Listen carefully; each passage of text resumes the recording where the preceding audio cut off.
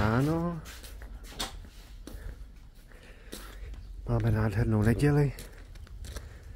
Parádička.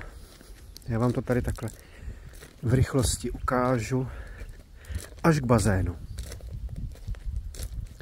Tady naše hobití chaloupka. Další chaloupky.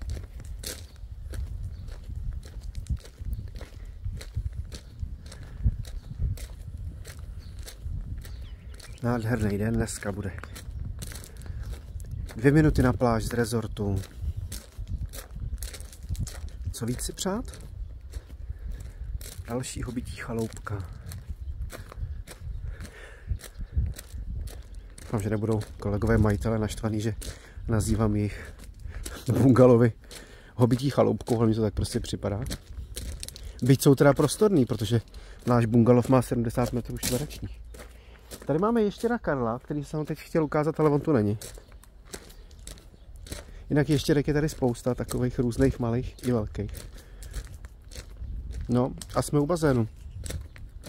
Tady máme takovou společnou kuchyň, kam chodíme si poklábosit.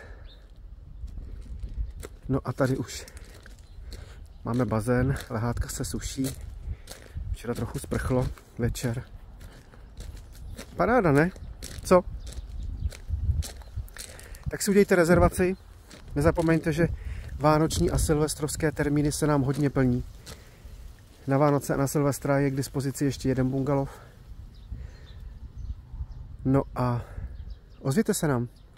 Přijeďte si užít dovolenou na Zanzibaru.